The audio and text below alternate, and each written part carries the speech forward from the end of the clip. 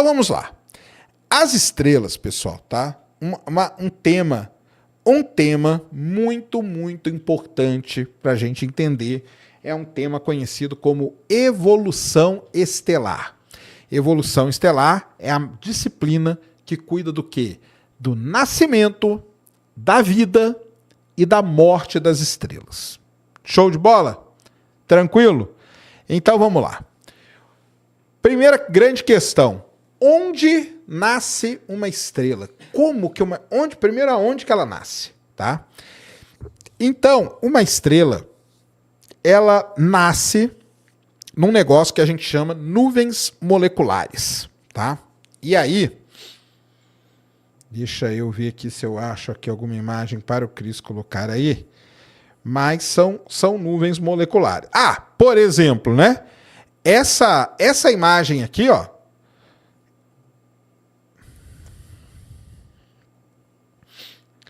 é no Telegram, né, que é melhor mandar para você.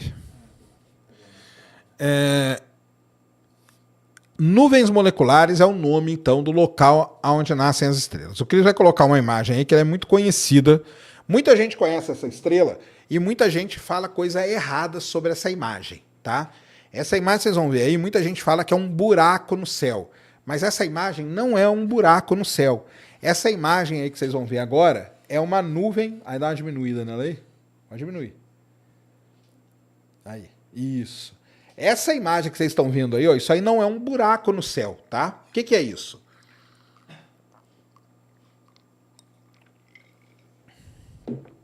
Isso é uma nebulosa escura, que a gente chama, conhecida como Barnard, tá? É o nome dessa nebulosa escura, Barnard 68. Por que chama Barnard 68?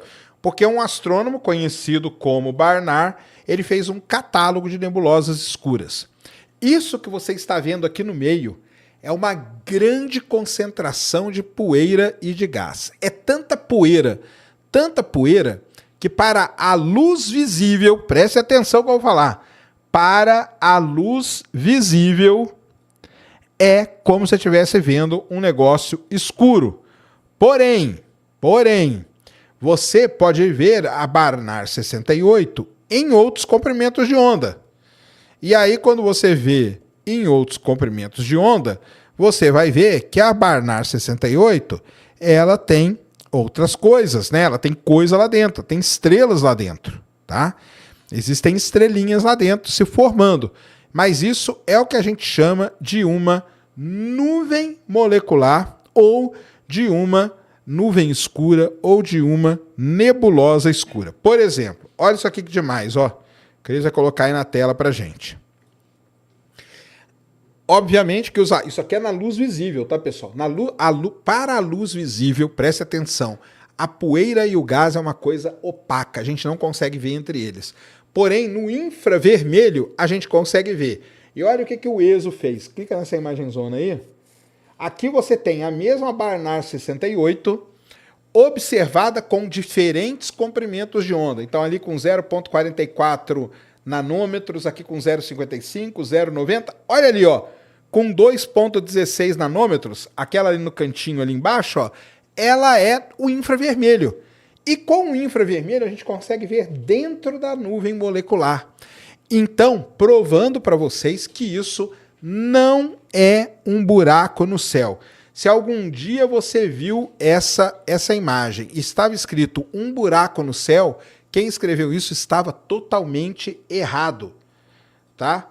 Totalmente errado, tá bom? Então, isso aqui é uma nuvem escura. Lá dentro da nuvem escura você tem uma grande concentração de poeira, de gás, e é isso que é a matéria-prima para formar uma estrela. Então, uma estrela, ela se forma a partir de poeira e de gás que são encontradas em nuvens moleculares, tá? Em nuvens moleculares. E uma das nuvens moleculares mais famosas de toda a existência humana é a nuvem molecular de Órion, tá? Que fica onde, Sérgio? Fica ali na constelação de Órion. Qual a constelação de Órion? Para quem não sabe, constelação de Órion é a constelação onde está as Três Marias. Essa nuvem molecular de Órion, ela é muito importante para a gente, tá? Pelo seguinte, primeiro é a distância que ela está. Ela está entre 1.000 e 1.400 anos-luz de distância. Isso é muito perto, muito, muito perto, tá? Além disso, uma outra coisa muito legal da nuvem molecular de Órion é o seguinte, a nuvem molecular de Órion, ela tem estrelas ali, tá? Ou ela teria uma idade, vamos dizer assim, melhor dizendo, de 12 milhões de anos. Isso é muito pouco tempo. Lembrem-se que o Sol tem aproximadamente 5 bilhões de anos. Nós vamos ver coisas agora que têm apenas 12 milhões de anos. Então, a nuvem molecular de Órion, ela é muito importante para que a gente possa fazer o quê? Para que a gente possa estudar como que as estrelas estão se formando. Como que as estrelas se formam, tá? Isso é sensacional e é em nuvens assim, depois os astrônomos descobriram isso, conseguiram mapear determinadas nuvens moleculares e eles então começaram a estudar dentro dessas nuvens. E aí, o que a gente vê dentro da nuvem molecular de Órion? Isso é sensacional. Obviamente, né, que o nosso amigo queridíssimo, James Webb, ele foi lá e observou, né? Então, tá aqui, ó. Eu acho que nós falamos isso aqui no dia lá da live do James Webb, mas não custa falar. Coloquei para você, Cris, põe aí pra galera. O James Webb, ele observou. Por que ele observou? O James Webb atua no infravermelho. Ao atuar no infravermelho, ele consegue ver dentro da nuvem molecular, certo? E aí, olha só que coisa interessante que ele viu. Então, pode clicar nessa... Pode ser nessa segunda aqui, ó. Aí clica nela que ela fica grandona. Olha isso, pessoal. Então, Órion, a constelação de Órion, onde tem as Três Marias, aquilo lá é uma nuvem, tá? Uma nuvem molecular. Dentro da nuvem molecular, você tem esse monte de pontinho ali, tá? Saiu aí. Esses pontinhos aí, alguns deles são estrelas, alguns deles são protoestrelas, alguns deles têm estrelas que ainda estão no seu casulo de poeira e de gás. Beleza? Então, sai aí, Cris. E volta aí e desce aqui, ó. Aí, ó, pega esse aqui, por exemplo. Isso aqui, ó, olha só que, nós mostramos isso aqui no dia da live do James Webb, mas não custa mostrar de novo. Isso aqui que nós estamos vendo agora, isso aqui é uma imagem do James Webb, tá? E ali, ó, o que você está vendo? Você está vendo uma estrela, tá? Uma protoestrela se formando, tá? E ao redor dela, você vê o disco, ó. Você vê o disquinho dela ali, ó, o disco de poeira e gás, tá? Então, é assim que acontece. Como que forma uma estrela, então? Primeiro você tem que ter o ambiente, que é essa nuvem molecular que a gente chama. Ou berçários estelares. Tem vários, tá? Órion, eu coloquei Órion aqui, mas tem vários. Você vai procurar e tem vários berçários estelares. Muito bem. E está lá o gás e a poeira. De repente, acontece alguma coisa, tá? Acontece alguma coisa que faz com que aquela nuvem, é engraçado, né, que você coloca nasce uma estrela, para quem não sabe, né, escreve aí no Google, nasce uma estrela, e a primeira coisa que vai vir é as cenas do filme Nasce uma Estrela, famoso filme do Bradley Cooper com a nossa queridíssima Lady Gaga. Tem um monte, né? Tem várias versões desse filme aí também. Não, é porque agora a mais recente é essa, né? Mas tem coisa antiga, isso é verdade. Então, é engraçado, né, cara? Coloca Star is Born e aparece esse filme aí. Mas muito bem, como que nasce então? Então tem lá a nuvem molecular. Acontece alguma coisa. O que é esse alguma coisa? Hoje, os astrônomos têm ideia do que acontece é assim. Você teve uma explosão. Olha, isso aqui é sensacional, porque nós vamos ver como a morte de uma estrela está ligada ao seu nascimento. Preste atenção. uma supernova explode relativamente perto. A onda de choque dessa supernova, ao passar por essa nuvem molecular, faz com que o gás e a poeira comecem a se aglutinar. E eles vão se aglutinando. E à medida que eles vão se aglutinando, eles vão formando o que a gente chama de protoestrelas. Lembrando, esse processo demora milhões de anos, o outro processo milhões e por aí vai.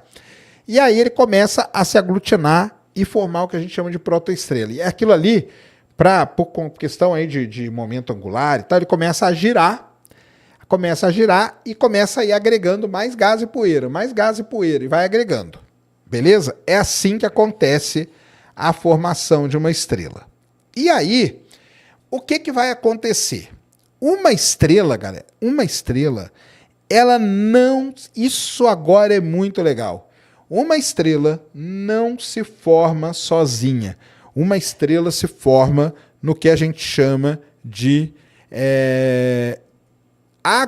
presta atenção agora, hein? Aglomerado aberto de estrelas. É aí que as estrelas se formam. E aí tem uma coisa mais legal ainda, que é o seguinte: uma estrela não se forma sozinha, tá? Uma estrela, ela se forma junto com talvez dezenas de estrelas juntas, tá? Talvez dezenas de estrelas juntas.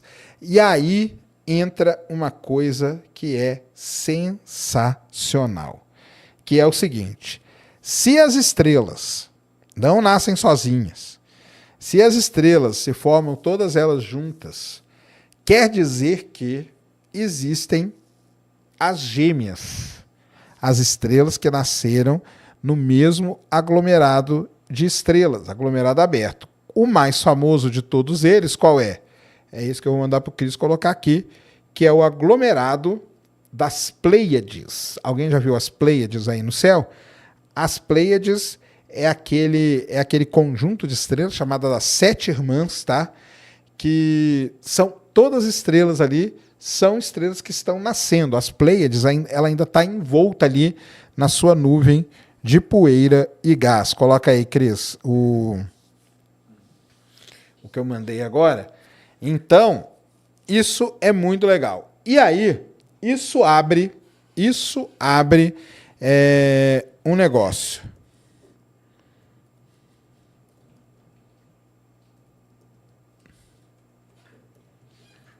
Então tá aí, ó. O que vocês estão vendo aí são as sete irmãs, tá? As Pleiades. Você contar aí vai ter 7 irmãs, tá? Pleione, Atlas, Alcione, Maia, Asterope, Taigueta, Selaena, Electra e Mirope. Na verdade deu 9, né? Era para ter só 7. Mas à medida que você vai olhando, você vê mais ou menos. Isso aqui é um belo teste de visão. Se você vê 6 estrelas a olho nu, você tem uma visão excelente, muito boa, tá? Se você não conseguir ver isso, você tem problema na vista. Por exemplo, é o meu caso, tá bom? Então, estava lá a nuvem de poeira e gás, passou a onda de choque. Com a onda de choque, nós tivemos a formação, então, das estrelas. Tá? As estrelas nascem em aglomerados abertos e elas nascem juntinhas. E aí surge a grande questão, que é o seguinte: se as estrelas nascem juntas, quer dizer que o Sol tem gêmeas espalhadas por aí, não tem? O Sol tem gêmeas, não tem? Cadê as gêmeas solares? E aí, isso é um campo de pesquisa, galera, sensacional, tá? É um dos campos de pesquisa que eu acho mais interessante sobre estrelas, que é procurar as siblings sun. São aqui, ó, as The Brother Sun, não, como que é? The Sun Siblings. The Sun Siblings. São as gêmeas solares, tá? Siblings. Siblings. Só que aí é o seguinte, é muito difícil de encontrar esse tipo de estrela, tá? É muito difícil.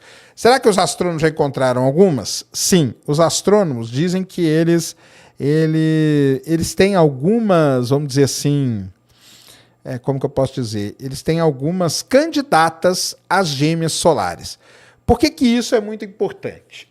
E como que a gente acha isso? A gente tem que achar, se elas são gêmeas, elas têm a mesma idade, elas têm a mesma composição química, certo? Elas têm um negócio muito importante, que é a mesma metalicidade. Metalicidade, tudo que é acima do hélio na astronomia a gente chama de metal. Então elas têm a mesma metalicidade, que é a relação entre esses elementos, e isso seria uma irmã, uma gêmea solar. As gêmeas solares são trabalhos, aqui na USP é o Melendes que faz, né? É o Melendes que faz, aqui ó, saiu no jornal da USP aqui, ó, gêmeas solares, tá? E aí tem um negócio muito interessante, que é o seguinte: se o Sol tem planetas ao seu redor e umzinho desse planeta tem vida, será que as gêmeas, né, as irmãs gêmeas do Sol, também não teriam vida ao seu redor? Fica essa questão aí no ar. Precisamos primeiro descobrir essas gêmeas solares. É uma tarefa árdua, uma tarefa muito, muito, muito difícil, tá? Muito difícil. Mas tá aí, é uma área muito legal da astronomia para você estudar, que é a área de estudar as gêmeas solares. Siblings, isso, Siblings Stars, ou Sun Siblings, ou gêmeas solares. Se você escrever gêmeas solares em português, você vai cair nos trabalhos aí do Melendes, tá? As distâncias aqui nas Pleiades são distâncias curtinhas, tá? São distâncias curtas entre elas. O que acontece é que depois que elas se formam, essas estrelas saem vagando pelo universo, então elas acabam se separando. Por isso que a gente não tem as Pleiades não estão tão longe, eu vejo elas daqui, vê elas aqui, cara. As Pleiades você vê. A distância das Pleiades, deixa eu ver qual que é a distância aqui das Pleiades. Hoje existe um trabalho que fala o seguinte, que a gente teve, se não me engano, foram 16 supernovas que explodiram próximo da onde o sistema solar se formou, tá?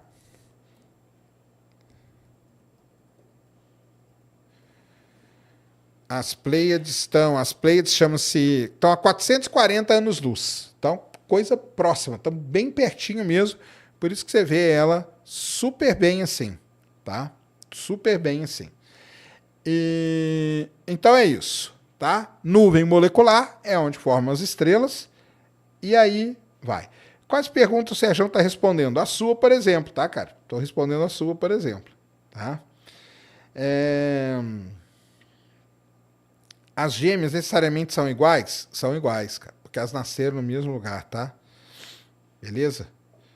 Por que as gêmeas se afastaram? Porque as estrelas, elas têm um movimento, um negócio chamado proper motion, tá?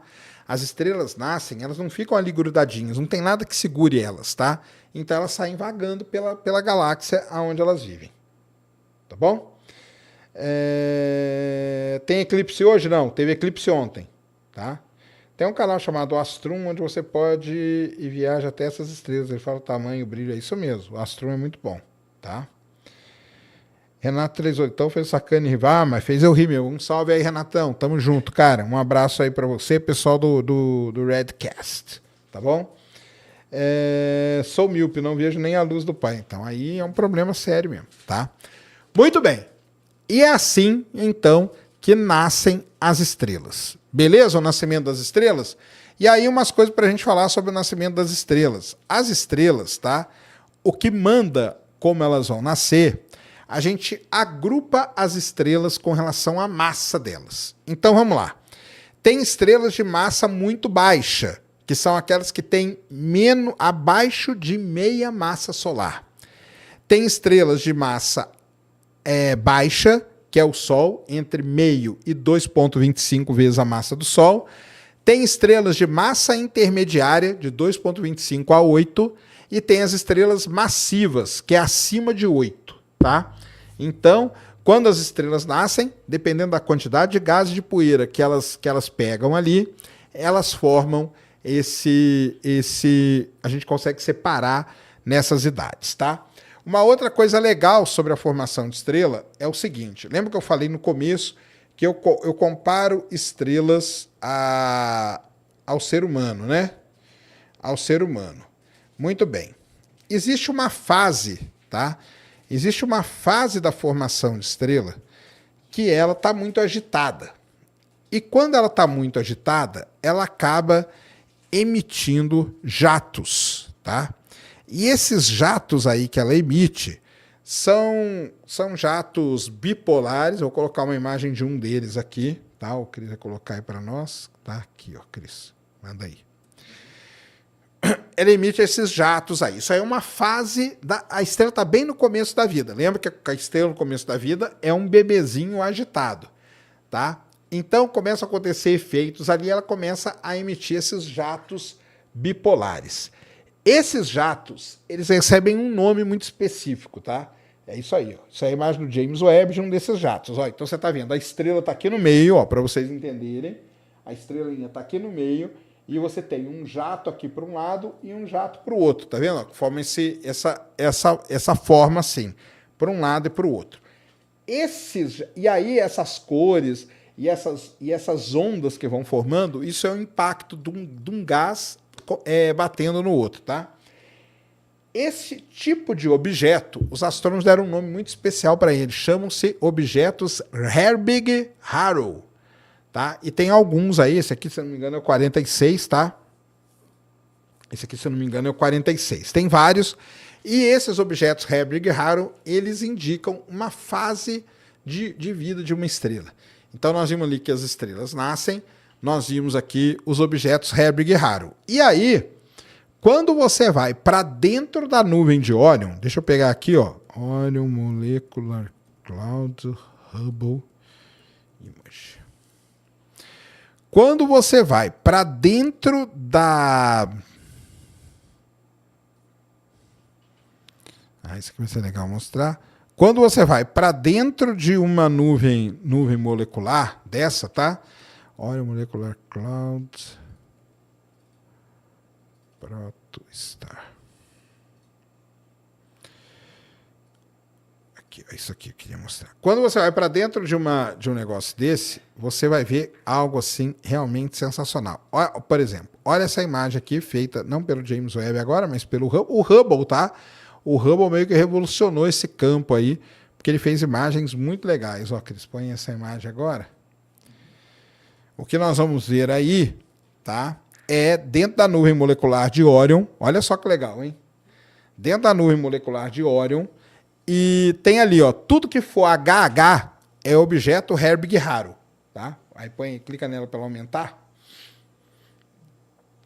Ó, tá vendo? HH3, HH145, HH1, HH35, tudo que é HH são objetos Herbig-Haro. Isso é dentro da nuvem molecular de Órion, para você ver quantas estrelas estão se formando dentro da nuvem molecular de Órion.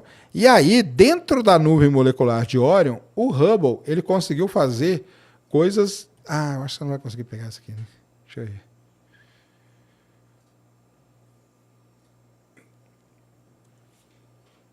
Vê se você pega isso aí que eu mandei para você agora. Dentro da nuvem molecular de Órion, você vai ver...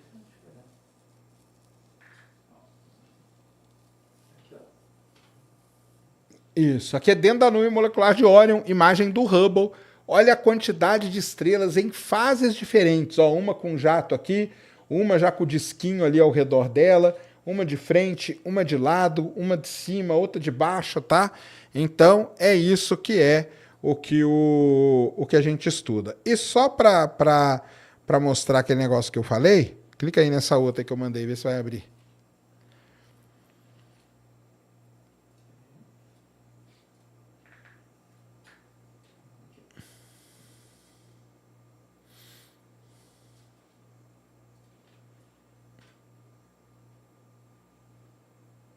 Desce aí. Aí, ó, clica nessa aqui, ó. Isso. Ah, não, é a do lado. Ah, não, pode ser essa aqui. É a do ladinho ali. É, essa aqui. Isso aqui, ó, pessoal, é um artigo que mostra o que acontece dentro de uma nuvem molecular, ó. Tá vendo? Então, você tem a nuvem molecular, ela se fragmenta. Cada fragmento desse dá origem a estrelinhas de pequena massa. Ó, as estrelinhas, elas viram uma região que a gente chama região H2, tá? E depois, né, as estrelas massivas se formam mais tarde. Primeiro formam as estrelas de pequena massa, depois formam as estrelas de grande massa. É isso que é o processo que ocorre dentro de uma nuvem molecular. Beleza? Tá tranquilo aí? Então, acho que da nascimento da estrela, nós falamos quase que tudo. Beleza? E é o seguinte, quem está aqui hoje com a gente, aqui no Ciência Sem Fim, é quem? A Insider Store. Tô com a minha Insider aqui hoje, ó. Minha Insider azul, tá? Minha Insider azul está aqui. Então, vá lá. Você que não conhece a Insider, tá? Nós vamos deixar o QR Code aí na tela. Link está na descrição. Use o cupom CIência, tá? Use o cupom CIência e vá lá agora, tá? E o que tem a ver Insider com estrela, Sérgio? É a temperatura, né? A temperatura. A Insider tem todo um sistema aqui, o tecido dela modal para poder regular a temperatura do seu corpo, que é o que uma estrela precisa, que é regular a sua temperatura, tá bom? Então, vamos lá, faz o seguinte, ó. Abre aí o QR Code e abre a Insider aí do lado. Deixa aberto já, porque aí você já ajuda a gente, beleza? E aí depois, quando terminar a live, você vai lá e adquire a sua Insider. Muito bem. Eu prometi, né, que eu ia falar qual foi a pergunta que o 38 fez para mim. Para quem não estava acompanhando, eu estava lá no Redcast, eu e o Renato 38, e o que aconteceu foi o seguinte, ele perguntou assim para mim, Sérgio, posso fazer uma pergunta pessoal? E eu falei, pode. Na hora que eu falei isso, a live foi cortada. E o pessoal está em dúvida. Então é o seguinte, galera, não é uma coisa legal, tá? Não é uma coisa legal. Tenho até vergonha. Mas vou falar para vocês verem como eu sou o cara transparente. É o seguinte, o Renato, ele olhou para a minha mão. Então, o pessoal sabe, né? Ó, pode até dar um zoom aqui, ó, Cris. Dá um zoom aqui. Minha mão, eu como unha, galera. Como unha, mordo. Eu arranco minha unha, tá? Eu arranco minha unha. Então, minha unha, ela é toda ferrada, ó, tá? Essa foi a pergunta pessoal que ele fez, tá? Tô contando para vocês. Minha unha, ela é toda destruída, tá? Nas duas mãos aqui, ó, você vai ver aqui, minha unha ela é toda esquisita, toda nojenta. Não tenha vergonha, não tem. Tô mostrando para vocês, cara. Aqui, ó. Minha unha aqui, ó, toda ferradona, tá? E aí o Renato, ele mostrou o telescópio, não, cara, nada disso. Aí ele chegou e falou assim, pô, Sérgio, eu tô vendo aí que você come unha pra caramba, né? Eu falei, como unha pra caramba. E aí ele me deu umas dicas lá pra eu parar de comer unha. Vou seguir as dicas do Renato 38, tá bom? Então, para de roer unha, né, Giovana? Tem que parar, né? Tá ansioso? É isso que ele falou. Sérgio, você deve ter um problema de ansiedade aí, né? Alguma coisa assim, você não precisa tomar um negocinho aí pra dar aquela relaxada. Cadê minha galera aí? Cadê a galera da madrugada aí? Né? Quem sabe, né? Você toma um negocinho aí, e não sei o quê, né? Ele perguntou, você tomou alguma coisa? Não, cara, eu sou puro e natural, tá? Desde o dia que eu nasci. Passar pimenta não adiantou, nem nada disso. Eu sei, faz mal pra caramba. Quais as dicas dele? Então vamos lá, vou falar as dicas do Renato 38. A primeira foi o seguinte, fazer hipnose. Hipnose é um negócio importante e tudo mais que pode ajudar você a controlar. E outra coisa que ele quer. O Tony lembrou, o pessoal dos 4h20 está aí. E outra coisa, além da hipnose, ele falou do... Puta, cara, agora eu vou falar errado.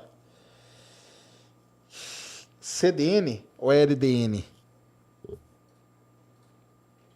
Ele falou lá que é um protocolo lá de remédios que você toma. Ele falou o seguinte, Sérgio, toma isso aqui. Esse é o remédio que a galera tá dando pra galera que é viciada em crack para largar o crack. Então você larga de comer unha. Beleza? Falei. Viu só como cumpro com a minha promessa? Promessa feita, promessa cumprida. Tá? Sérgio, ele é daí de São Paulo? Não, Renato. O Renato é de CBD, não. CBD, não é LSD também. Cara, cura a galera do crack. Você vai curar a galera que fuma crack dando o quê? Droga pra eles? Para com isso, né? Para com isso. São maluco. Não é nada disso, cara. Nada disso. Agora, cara, o Renato 38 falou uma das frases mais sensacionais que eu já ouvi em todo o planeta. Ele falou o seguinte, cara. Galinha, presta atenção nessa frase, aspas, hein? Aspas, Renato 38. Galinha é a melhor máquina para transformar inseto em comida. Cara, isso é sensacional, cara. Isso é sensacional, viu? Isso é sensacional. Ai, ai. Galinha é a melhor máquina para transformar inseto em comida. Jamais vou esquecer essa frase na minha vida. Tá? Pode dar micose, pode dar um monte de coisa. Beleza? Muito bem. Então, falamos aí do nascimento das estrelas. Então, como que a gente parou? A gente parou ali naquelas imagens, a estrela virou uma protoestrela. De repente, a estrela começa a ganhar massa. Vai ganhando massa, vai ganhando massa, vai ganhando massa. Chega um ponto que ela ganhou tanta massa que o que acontece? Que ela ganhou tanta massa que o que aconteceu? Começa a acontecer dentro do núcleo da estrela um negócio chamado fusão nuclear. Era aqui, ó, o Antony Santos aqui, aqui, ó.